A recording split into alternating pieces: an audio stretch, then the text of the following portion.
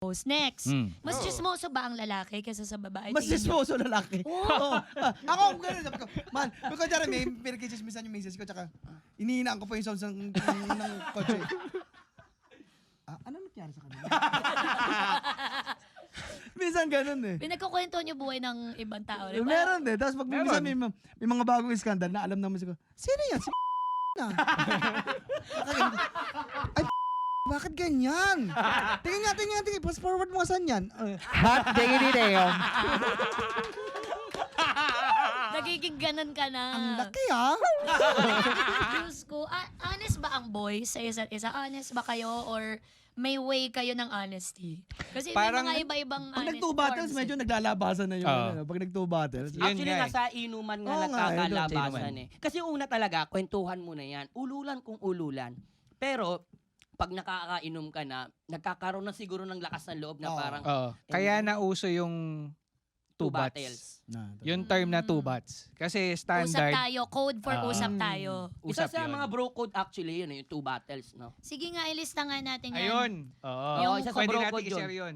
Two bats. Pag si Tropa, pag si Dre sumagot, nag-text sa'yo ng, Tol, two bats. Two battles. Kung ano man yung ginagawa mo, Punta. tabi mo muna, puntahan mo. Seryoso yun. Kung gusto mo pumunta ng bahay mo, tabi mo muna ng ginagawa mo, maghanda ka na ng 2 cases. Oh!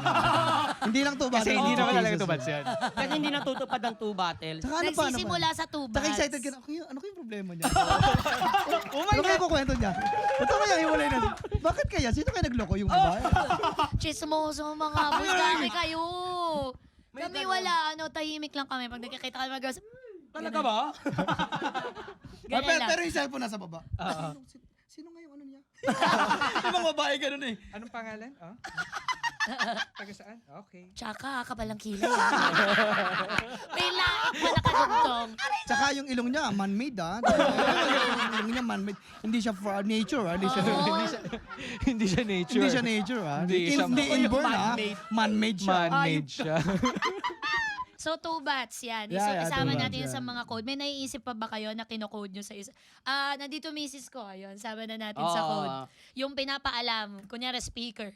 Oo. Nagdadrive ka. Pagka-on mo ng pagka-answer mo, nandito si Den. Meron. Para hindi ako, family ko kasama ko eh. Baby, ninong mo. Okay, bro Hindi pa code. nagsasalita. Ay, ninong mo nandito. Ay, yes. Dito, ninong At mo. saka mabilis sumagot. Tring! Ninong! Hello! Ninong! Baby, Ninong! Ang bilis. Nabuo yung isang ring. Ninong! Tapos yung kausap mo, Sep? Ganun kabilis. Para ito na nga, sa mga magta-travel lang nga kami. Ano ba yun? Yan. Wala pa tinatanong. Anong ginagawa nyo pag muntikan na? Kunyari may masasabi na, di ba nagpunta tayo dati nung yung pangalan ng ex mo? Kunyari gano'n, tapos nandiyan si Mrs. Paano nyo iikot? Kunyari muntikan na madulas. Ex mo. Si ex ni Jobert? Bebe? Hindi ko yun eh. Hindi pala yun. Pati si Jobert mga na ganun, nanaimik mga sa ganun. Canada, sinasama nyo. Ex ni Jobert. Hindi naman. Kunyari, yun lang example ko. Ibang Jobert yun. Ibang Jobert. Ibang Jobert. Para si Jograd. Hindi, meron, Balik ito lang na ha. naman tayo kay Jograd. Meron na lang akong yung tawag dito, yung, di ba, nag-golf ako eh. Wow, Okay. social. Hindi, ito lang, napanood ko lang ha. Kasi, Sorry, Goma, ikaw ba yan?